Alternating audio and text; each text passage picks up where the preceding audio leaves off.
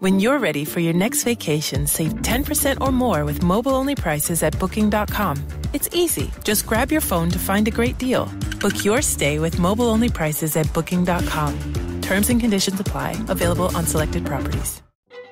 Businesses are having to shift strategies to keep meeting the needs of everyone they serve, customers, employees, and citizens. With IBM Watson, you can infuse AI into existing workflows to predict future outcomes, automate decisions and processes, and optimize employees' time for higher value work. For more information on IBM Watson, visit www.ibm.com/Watson. Hello, everyone, and welcome to the Jeffrey Epstein Show. I'm your host, Bobbycapucci, and this is a morning update. Last night we were talking about the Department of Justice and their piss-poor job on their so-called internal review. Well, today we're going to add some more context to that, and we're going to jump into the article from the Miami Herald, which is a lot longer than the Daily Mail article that we read yesterday, and provides more context as to who the players were, who was being looked at, and what the situation overall was. So, like you all know, I am big on context here. So we're going to use this Miami Herald article, and we're going to see what else is going on here with this Department of Justice and their piss-poor decision to say it was just bad judgment on Acosta's part. Now, I expected this so-called internal investigation to turn up exactly what it turned up. Squat. Nothing. Zero. Did we really think that the Justice Department was going to put themselves on blast for the job that they did, or the job that they didn't do, I should say? Of course not. It's all about saving face. It's all about cover your ass. It's no different than the royals over in England. These people think that they are the ruling class. They think that they're the aristocracy and they rule and lord over us. But that is not the case. And the scuzz at the Department of Justice, led by Darth Barr, I cannot wait for all of them to be gone. But then it'll just be a new wave of meet the new boss, same as the old boss. And the wheel just keeps on spinning. It seems like the only person who was really fired up about this was Senator Ben Sasse from Nebraska. And he went pretty hard in the paint. He had some pretty strong words, and I agree with all of that. But at what point do words turn into action? At what point do these senators start to hold people responsible? So far, I guess we haven't reached that point, because nobody has been held responsible. Nobody has lost their jobs. Nobody has even had to face the music when it comes to their shitty job that they did. And this report just goes to smooth things over. That's what this report is. Let's smooth things over. The Justice Department had nothing to do with this. Are you kidding? This was just a poor bit of judgment on one man's part. Well, that's not going to fly with me. That's not going to cut it. And there is a much deeper problem here than just Acosta. And it goes all the way to the top. All right, so this article is from the Miami Herald. And the authors are Kevin G. Hall, Jay Weaver, and Ben Weider. Former U.S. Attorney Alexander Acosta used poor judgment when he chose not to prosecute Palm Beach millionaire, pedophile, Jeffrey Epstein on federal sex trafficking charges, and instead let him plead guilty to a state offense of soliciting young girls for sex, the Justice Department said Thursday. You know, the only people that are using poor judgment around here is the Department of Justice. The Department of Justice, it's not only using poor decision-making and poor judgment, it is absolutely absurd what is occurring within the Department of Justice right now. It is an absolute dumpster fire of a clown show. And Darth Barr should be embarrassed of himself. You know, I'm always talking about vote out the incumbent, vote out the incumbent. Well, that goes for these lifelong bureaucrats that infest Washington, D.C. as well. People like Bill Barr. It's time to go, buddy. Your services are no longer needed. The department's Office of Professional Responsibility concluded that Acosta, who served as labor secretary in the Trump administration until the scandal over his mishandling of the Epstein case forced him to resign in July 2019, committed no professional wrongdoing and violated no ethics standards. The non-prosecution agreement was signed over 10 years earlier when Acosta was U.S. Attorney for South Florida. No professional wrongdoing, huh? And not even an ethics violation. So basically, the double birds to the survivors and to society as a whole. F you, we don't protect girls, we don't protect women, we don't protect anyone who's trafficked, and you guys can all go pound sand. We're the Department of Justice and we have spoken. That's how they conduct themselves. And it's no different than when Barr came stumbling in like a drunkard talking about, I saw the video with Epstein, you guys don't have anything to worry about. Yeah, okay, sure, buddy. What have you done ever for me to trust you? I'm old enough to remember when I was gaslit by the Bush administration. And Bill Barr, big part of all of that as well.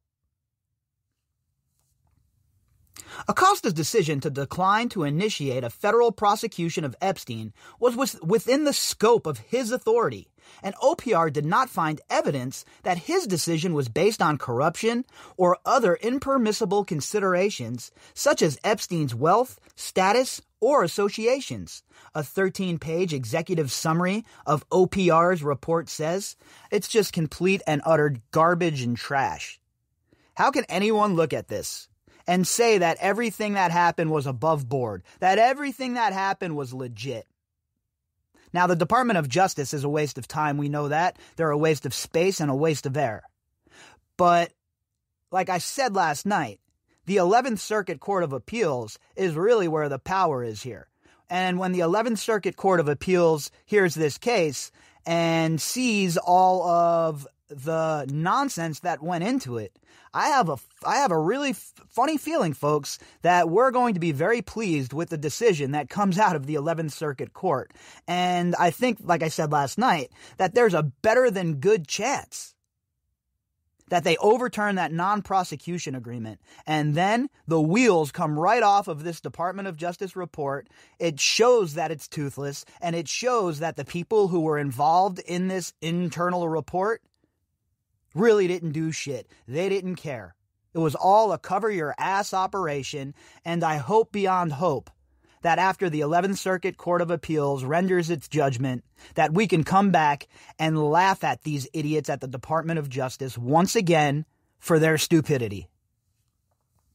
After the executive summary was released, Acosta, who had long refused to answer the Miami Herald's questions about his actions, issued a 2-page statement saying it fully debunks allegations that the United States Attorney's Office in South Florida improperly cut Epstein a sweetheart deal or purposefully avoided investigating potential wrongdoing by various prominent individuals.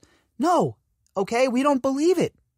Again, the internal investigations mean squat. How many times are they going to have internal investigations and it comes back as a slap on the wrist? And it's for both sides of the aisle. The same thing happened with Hillary Clinton. What, did anyone really think that Hillary Clinton was going to be held accountable for anything that she done? Of course not. These people are never held accountable. And the Attorney General, the Department of Justice, and all of their good old buddies that they're rubbing elbows and shoulders with on a regular basis are all part of the problem. The Republican senator who requested the review after a Miami Herald investigative series saw it differently. And look, it's nice to see at least one of these clown-ass senators saying something, bringing this to the forefront. But how about some investigations as far as committees calling people to testify under oath in front of Congress or in front of the Senate? How come there has been none of that? Letting a well-connected billionaire get away with child rape and international sex trafficking isn't poor judgment. It is a disgusting failure. Americans ought to be enraged, Nebraska Senator Ben Sasse, chairman of the Senate Judiciary Oversight Committee, said in a statement Thursday afternoon. Jeffrey Epstein should be rotting behind bars today, but the Justice Department failed Epstein survivors at every turn. Now, Ben Sasse is one of the only people who's really been forceful and forthright when it comes to calling these assholes out and the shit job that the Department of Justice did onto the floor. And while I support his enthusiasm here, I'd like to see the words turn into action. And however that has to happen, let's get it going. Who do we have to write to, Ben Sasse? Let us know. Who do we have to put the pressure on to make sure that there's some hearings? Let us know. We're ready and willing. Now, you all know I don't do any nonsensical petition nonsense. That's just not for me. I don't sign petitions. I don't get involved in that nonsense. But if all of us call whoever it is who's in charge of getting one of these commissions going, well, maybe there'll be some movement. Because we all know that the government and the Department of Justice, et cetera, they don't start doing shit until the public outcry becomes so loud that they can't ignore it anymore. The DOJ's crooked deal with Epstein effectively shut down investigations into his child sex trafficking ring and protected his co-conspirators in other states. Justice has not been served, Sasse said. The full report needs to be released to the public. OPR might have finished its report, but we have an obligation to make sure this never happens again. And he's right, 100%. Release that shit. We want the full report. No redactions, none of your bullshit, none of your fake shucky-ducky moves. We want the full report.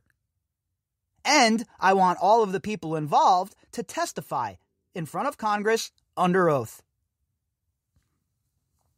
Sasse, who had pressed the Justice Department for more than 3 years to investigate the handling of Epstein's charges, demanded that the agency release the report.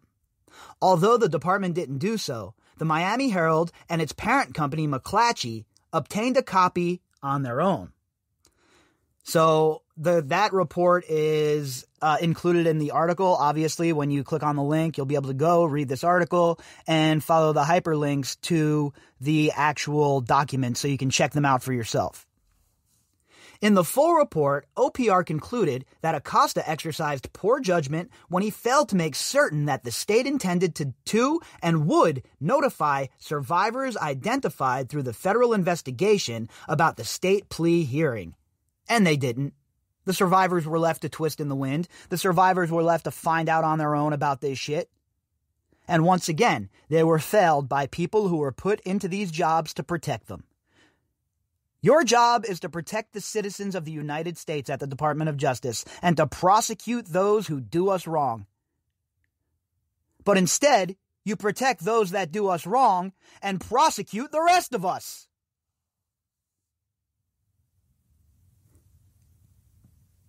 His decision left survivors uninformed about an important proceeding that resolved the federal investigation, an investigation about which the United States Attorney's Office had communicated with survivors for months. It also ultimately created the misimpression that the Justice Department intentionally sought to silence the survivors. Misimpression? No, we got the right impression. And you're not going to change the narrative with your report here, and you're not going to be able to spin it. Bill Barr's henchman? I mean, it's an absolute joke and a travesty that the Department of Justice would put out this shitbag report and not think that the blowback was going to be severe. Maybe they don't care because they're on their way out, and this is one last shit they're going to take on the desk before they move on with their regular lives and go into private practice and make millions and millions of dollars off of the connections that they established while they were not doing the job that we put them in D.C. to do. And yet we keep sending the incumbents back. Woohoo! Joe Biden, he's going to save us all. Give me a break. The report also contains an intriguing mention of former President Bill Clinton and how his friendship with Epstein might have affected the prosecution. It also paints celebrity attorney Alan "I kept my underpants on" Dershowitz in unflattering terms. Oh, yeah, they have a lot of big words, right, about Bill Clinton and Alan Dershowitz. Definitely, oh, yeah, we have some information and, it paints them in a bad light. But nobody ever asks them questions. Where's the Miami Herald? Are they showing up at Bill Clinton's office? Are they pursuing him the way they did Acosta? Every time we turn around, there's a document with Bill Clinton's name in it. but yet nobody is chasing him down to get answers? Nobody's camping out waiting for him to come out of Red Robin to have a talk? Ask yourselves, folks, why is that the case? Every single official document that comes out mentions Bill Clinton. And yet, here we are, Bill Clinton getting a free ride once again. The summary said the Office of Professional Responsibility, which investigates allegations of misconduct by federal prosecutors, had reviewed hundreds of thousands of records, including emails, letters, memos, and investigative materials, and conducted more than 60 interviews of witnesses, from FBI case agents to former Deputy Attorney General of the Justice Department. Oh yeah, I'm sure that they all aren't rallying around each other to protect the image of the Department of Justice, to protect themselves, to protect any of their wrongdoing, perhaps?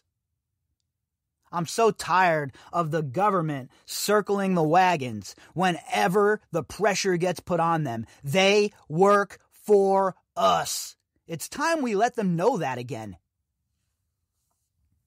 In a statement, the Justice Department said it shared the executive summary of the report with survivors on Thursday and the full report with a congressional committee. Well, isn't that nice? A congressional committee, huh? They're getting the full report. Are they have enough time to do that? Or are they too busy infighting still and not passing stimulus and not helping American people? What exactly is it that they're doing in Congress, folks? Can anyone tell me what they're doing? Because they're not doing anything that's benefiting our lives, that's for sure.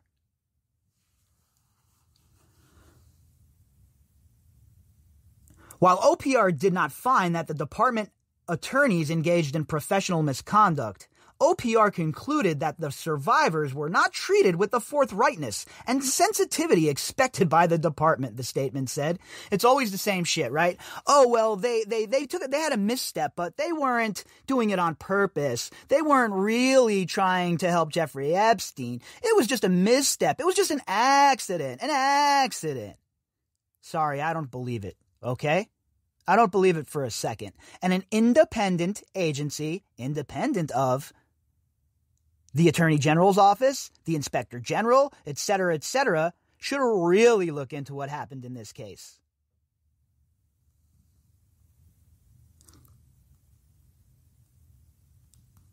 Among the federal prosecutors who avoided being targeted for criticism in the executive summary were Acosta's former top assistant, Jeffrey Sloman, ex-criminal chief Matthew Menschel, former case prosecutor Marie Villafana, who had prepared a sex trafficking indictment against Epstein that was not filed, and her boss, Andrew Laurie. They and their actions, however, are detailed in the full, unreleased report. Why isn't it released to the public? I'm so tired of this shit. It gets released to who? Our representatives? Do you feel like you're represented in Washington, D.C., folks, by your congressman or your senator, that they went there because of foreign money that came from out of your state anyway? Do they represent you, or do they represent the party that they belong to? I certainly don't feel represented by either side. I am pleased that the OPR finally has completed its investigation, but am disappointed that it has not released the full report so the survivors and the public can have a fuller accounting of the depth of interference by the U.S. Attorney's Office, management, and Epstein's lawyers that led to patently unjust outcome in the Epstein case. Villafana, who resigned as a federal prosecutor last year but had remained silent on the matter, said in a statement, so that's pretty damning, huh? She's blaming the U.S. Attorney's Office and Epstein's lawyers. Everyone's blaming her and the state lawyers, but I'm sure there's plenty of blame to go around. I blame everybody involved, Villafana as well, but why didn't the federal government, federal prosecutors, Mukasey's boys, really go in for the throat here? Since when does the state tell the federal government to step aside? That injustice, I believe, was the result of deep implicit institutional biases that prevented me and the FBI agents who worked diligently on this case from holding Mr. Epstein accountable for his crimes. She's throwing the Department of Justice under the bus here. She's saying that it was the Department of Justice's fault that this wasn't prosecuted. And Michael Mukasey, who was in charge of the Department of Justice at the time, should take the full brunt of this shit. But he won't. Sloman, who served as Acosta's first assistant during the Epstein prosecution, declined to comment. In an op-ed piece published last year in the Miami Herald, Sloman acknowledged that Epstein deserved harsher punishment than he ended up getting. Oh, isn't that nice of you, Mr. Sloman? We're glad that you could find it in your heart to, open your eyes and see that Epstein screwed literally everybody he's ever been around. And the people of the United States are tired of shit like this. And if you won't hold people accountable, then it's going to be up to us to hold you accountable for not doing your job. And I'm here to tell you folks, that is exactly where I'm at right now, right this second. You can call me the Cougene against the machine, because I am raging, folks, at these people in power. At the time, Sloman defended Acosta's integrity in handling the case. Our priorities were to make sure Epstein could not hurt anyone else and to compensate Epstein survivors without re-traumatizing them. Well, you failed. All right? He got out of jail and he continued to abuse people. If I was abused by this man after you had already sent him to jail and he signed this plush plea agreement, I would sue the United States government for complicity in this. They should have put him in jail, but yet, because of their negligence, he was let free and he continued on committing his crimes. How dare you? Sloman wrote in February 2019, apparently referring to a short term Epstein served in the Palm Beach jail and settlements paid to some of Epstein's survivors. The op-ed was published months later before Acosta resigned as labor secretary. The OPR investigation was prompted by the 2018 Miami Herald series Perversion of Justice, which renewed interest in the non-prosecution agreement. And that's for sure, it did, but isn't the timing a bit funny to you? Where was this investigation prior to 2016? All of a sudden it became top priority? The executive summary mentions the Miami Herald's reporting numerous times as the reason for the intense public interest. A little low-key flexing right here, huh? They've earned it, though. As much as I break their balls for the motivation behind their investigation, it really doesn't matter, honestly. When all the chips are down, they're the ones who initiated this and kicked it into gear, and for that, I am definitely thankful. But don't, piss on my back and tell me it's raining over here, all right? We know your motivations, and we know why the investigation was initiated by the Miami Herald. It mentioned a breakfast meeting between Acosta and one of Epstein's lawyers, Jay Lefkowitz, in October 2007 that was highlighted in the Herald series. OPR did not find evidence establishing that Acosta's breakfast meeting with one of Epstein's defense counsel in October 2017 led to the NPA, which had been signed weeks earlier, or to any other significant decision that benefited Epstein. Okay, how would you know that? What, did you have an interview with Lefkowitz and an interview with Acosta, and they both said everything was above board? We certainly didn't do anything wrong. We were just catching up over some tea and crumpets.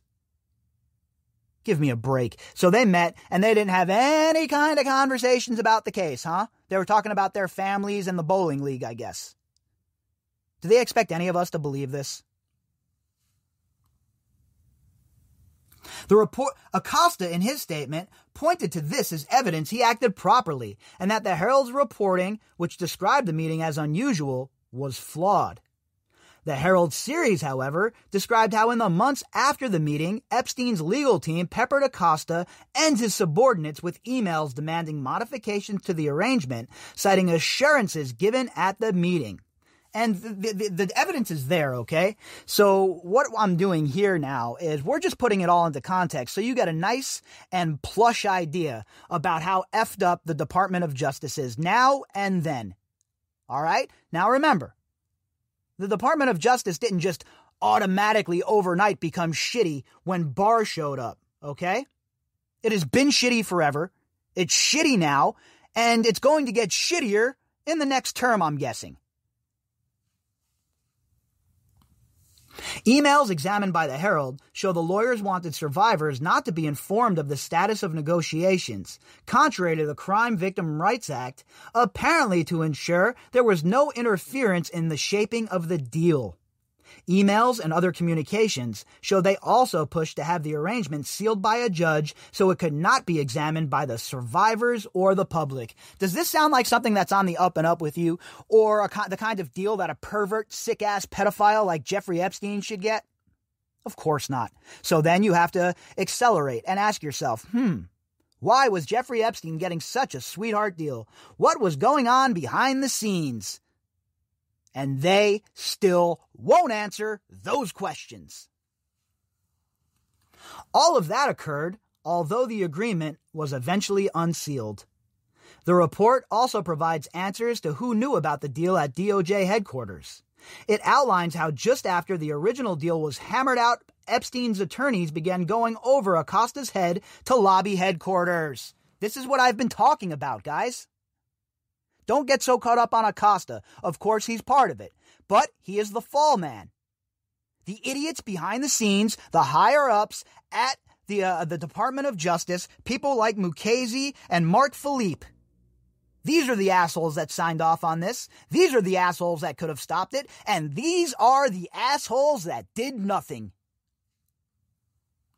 In May 2008, letter to Deputy Attorney General Mark Philippe, two of the prominent members of Epstein's legal team, former Solicitor General Kenneth Starr and former U.S. Attorney Joe Whitley, suggested that the federal investigation into Epstein was politically motivated because of his close ties to former President Clinton. Again, his close ties to former President Clinton. We had the investigation kicked off by the Miami Herald because Acosta was related to Trump. Now, are we ever going to have the same sort of investigation kicked into Bill Clinton here? Let's bring them all down. Every last one of them. Now that this election's over and Trump is going to be gone, what is the media going to do with itself? Sit around and go back to the old days when they were talking about nonsense? How about the media does something decent here? How about the media looks into Bill Clinton? There's no election ramifications now. There's no worrying about using it, the other side using it politically. Your guy won the race, all right, the presidency. Now it's time to investigate Bill Clinton. Where's the media at? Are they going to show up, the legacy media? How many reports does Slick Willie need to be mentioned in as being close to Jeffrey Epstein? But yet, the cognitive dissonance is real. Like Nancy Pelosi's daughter said, some of our faves are going to be caught up in this. There was little doubt, they wrote, that Acosta's office never would have contemplated a prosecution in this case if Mr. Epstein were just another John. Give me a break. If he was just another John, he would have got buried underneath the jail. Starr, ironically, is best known for his dogged pursuit of Clinton during his impeachment for lying about his affair with intern Monica Lewinsky. Despite those efforts to sway senior Justice Department officials, the report suggests that then Attorney General Mukasey had no role in the Epstein case. No, none at all. Mukasey didn't know. He had no idea what was going on down in Florida with a high-profile guy like Jeffrey Epstein, even though his office was being lobbied. He had no idea. You kidding? He's above that. Mr. Mukasey would never be involved in that. Give me a break. Dude's a war criminal like the rest of the Bush administration. The report notes that Mukasey had lunch in Miami with Acosta and other senior managers in the U.S. Attorney's Office a little over a month before Epstein ultimately pleaded guilty in state court. But that Epstein's case was not discussed at the time. Of course it wasn't. This is why the internal investigation is such a joke, such bupkis. They didn't talk about it at all, huh? What was it? Just some old friends catching up, and it just happened to coincide with the fact that Jeffrey Epstein was on trial?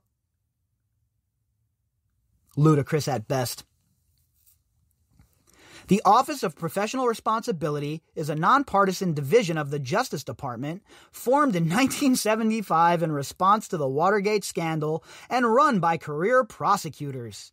It investigates allegations of professional misconduct by DOJ prosecutors and immigration judges. So it's run by career prosecutors, a.k.a. friends of Mukasey, friends of the court, friends of the Department of Justice. It's a good old boys club, folks, and you're not invited. As the Herald previously reported, and as was acknowledged in its report, the Office of Professional Responsibility previously declined to investigate complaints about the handling of the Epstein case in 2010, citing ongoing litigation involving the survivors. Now, 2010, huh? Remind me, who was the president then? Oh yeah, Barack Obama. Who was his vice president then? Oh yeah, Joe Biden. And his Office of Professional Responsibility during the time of Biden as vice president and Obama as president declined to investigate Jeffrey Epstein. Now, what makes you think that Joe Biden is coming in riding on his white horse and he's going to prosecute this to the fullest? I'm sorry. Maybe I'm a cynic, but I'll believe it when I see it. The OPR summary said that Epstein survivors and their attorneys were among those interviewed for the internal investigation, a detail confirmed by one of the lawyers, Spencer Cooven. The Justice Department's questions, he cautioned, were narrowly focused on the sexual assault in Florida at the time the crimes were committed. It was a time when law did not prescribe serious punishment for those who inappropriately touched victims under the age of consent, which is 18 in Florida. Florida, what a shit show, huh? I mean, beautiful place. A lot of great people. Every time I've ever went down there and visited, it's been, fun. But man, oh man, what the hell is wrong with the laws here? Talk about having a set of laws put into place to help the so-called members of polite society shit on the rest of us. Merely touching was punished differently than full intercourse, Cooven said. In the case of my clients, there was no penetration. That law has since been changed. Well, thank God. Cooven also questioned why the FBI did not dig deeper. They had interviewed enough people to know that Epstein was traveling between New York and New Mexico, so any decent investigator would have looked into whether he was doing this in other states, he said, citing 2 other locales where Epstein maintained homes.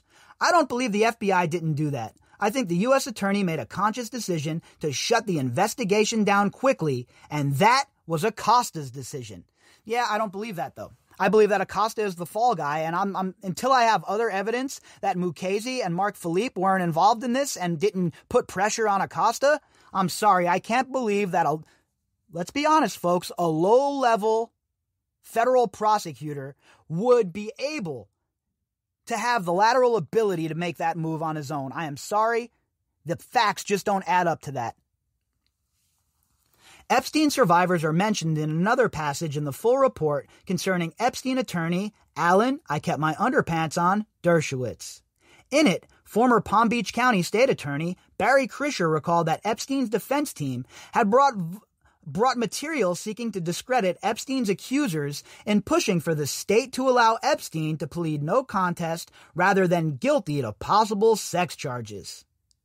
So we've talked about this. He destroyed the credibility of the victims, right? Oh, they were sexually promiscuous. They drank. They smoked pot. Oh, they smoked weed. They're evil. And they brought this whole profile destroying these girls to the prosecutors. And the prosecutors, instead of defending these girls like they should have, just jumped on board. Oh yeah, these girls aren't credible. They're bad witnesses. It's such an absolute travesty of justice. Krischer told OPR that he remembered Dershowitz as overly aggressive, adding that Dershowitz had threatened, "We're going to destroy your witnesses. Don't go to court because we're going to destroy those girls." Dershowitz and Epstein accuser Virginia Roberts are currently suing each other for defamation. Now think about how evil you have to be as a scuzzbag like Dershowitz. We're going to destroy your witnesses. Don't go to court because we're going to destroy those girls. These girls were 15, 16 years old, and that's how this bitch-ass chump talks? Real tough guy, aren't you, you bully-ass punk? Boy, Dershowitz is a real piece of shit. Your podcast sucks. Your life sucks. You can't go to your naked volleyball games anymore. And guess what? We're just getting started with you, Mr. Dershowitz. Mr. Let's destroy these 15-year-old girls. That make you feel strong, bro? Make you feel like a tough guy? You're not. Dershowitz didn't deny raising issues about the credibility of Epstein's accusers in conversation with Krischer, but did deny using that language. Yeah, okay, sure. In 55 years of practice, I can say that I have never threatened to destroy a witness, Dershowitz said. I told him that his witnesses, were only a handful at the time, had credibility issues, and that it was our duty as defense lawyers to challenge their credibility. I'm almost tongue-tied here. Credibility issues because they smoked pot and they had sex? Breaking news, that's what teenagers do. Dershowitz said that he wasn't contacted by the authors of the Justice Department report. Of course not. Those are your boys. Those are your homies. Didn't you just go and defend Donald Trump? Why would anyone contact you, Mr. Dershowitz? You bitch-ass chump. In the wake of the Herald series about Acosta's handling of the Epstein case, the U.S. Attorney's Office in New York filed sex trafficking charges against Epstein and arrested him in July 2019. Making the same federal case that Acosta's office could have made a decade earlier against the New Yorker who owned a townhouse mansion in Manhattan. The revived case, however, took a shocking detour when the 66-year-old was found hanging in his cell in August 2019 under mysterious circumstances. His death was ruled a suicide. Now, I like how the Miami Herald hasn't bought into that yet here, right? Under mysterious circumstances. That is for sure what his death was. Nobody can tell you one way or the other how he died, all right? And anybody who's trying to pump that shit to you is lying to you. And be aware of that shit. Why waste your time with people that are bullshitting you?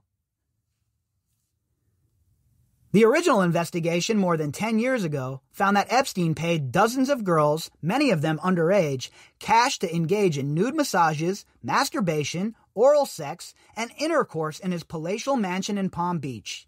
The encounters were scheduled by members of his staff, the Core Four. Are you ready? I hope you're getting all of your business affairs in order, because your time is coming. As a result of his plea in state court, Epstein registered as a sex offender in Florida and agreed to pay damages to 40 female victims, ranging in age from 13 to 17. 13 to 17! And those are the girls that Dershowitz says he was going to destroy. Now, mind you, we haven't even gotten to Virginias and the Courtneys of the world in the Epstein story. These are the young girls from high school that were being brought in through a revolving door in the Palm Beach mansion. 13 to 17 years old. How dare these prosecutors? How dare the whole entire government let this occur? As part of the plea agreement negotiated by Acosta's office, Epstein wouldn't be charged in federal court, even though the feds had drawn up a proposed 53-page indictment that carried a potential punishment ranging from a mandatory 10 years in prison to a life sentence. Think about that. If they would have went through with it, if your government officials would have went through with it, Epstein would have never hurt any of those other girls after he was originally charged here. So all of those girls who came in the aftermath, all of those lives that were ruined, are directly on the shoulders of the Department of Justice. Acosta's non-prosecution agreement was signed by the financier, pedophile, and his lawyers in September 2007, and amended through the end of that year. The deal also immunized several of his alleged co-conspirators from federal prosecution. The DOJ report criticizes the non-prosecution agreement as a flawed mechanism that removed federal control over the case to the state authorities. So that's important. I think that'll come into play with the 11th Circuit Court of Appeals as well. This report criticizes the NPA. Everybody criticizes it and says it's garbage. So now it's time for the 11th Circuit Court of Appeals to overturn it. That's what needs to happen. That's how we fix this. That's how justice is served in this case. Because obviously the Department of Justice won't do it themselves. So let's get the courts involved and let's force the issue. Epstein ended up serving just over a year in a Palm Beach County stockade, while local authorities allowed him during his incarceration to go to work or do whatever he wanted for 6 days out of every week, returning to the stockade only at night. Now imagine having that sort of ability while you're locked up and you're a guest of the federal government. Sure, go ahead, do whatever you want, Mr. Epstein. You can wander around, you can go out, you can abuse girls, no problem. We're here for you, sir. What would you like? Can I get you a drink? Maybe you want some Cheez-Its for when you're watching the late night shows? What can we do for you? Make your life easier, you monster. And meanwhile, while Jeffrey Epstein is catching sweetheart deals, while Jeffrey Epstein is living like a prince while he's still in jail, the survivors are left waiting for answers and once again, waiting on justice. If you'd like to contact me, you can do that at bobbycapucci@protonmail.com. That's BOBBYCAPUCCI@protonmail.com. You can also find me on Twitter at BOBBY_CAPUCCI. All of the links that go with this episode can be found in the description box. As far as my email situation, I'm trying to get back to everybody as soon as possible right now, but it's a little bit backlogged. So depending on what goes on the rest of the day, I might not have a daily drop tonight. Instead, we'll have a flashback episode, but that depends on the news of the day. If there's something that I feel like we have to get to tonight, I'll head to the studio and get in on that.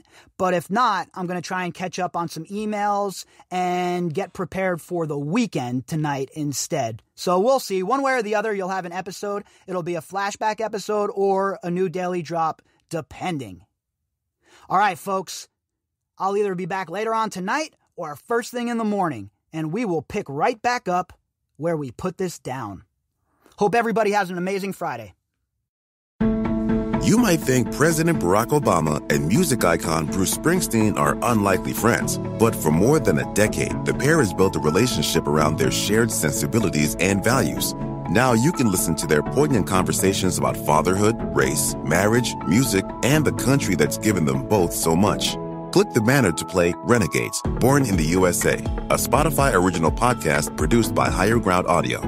Presented by Dollar Shave Club. The bed in this hotel looks amazing. And it comes with that view. When you're ready for your next vacation, it's easy to save 10% or more with mobile-only prices at Booking.com. Just grab your phone and your favorite person and start searching for your perfect place to stay. So where are you dreaming of?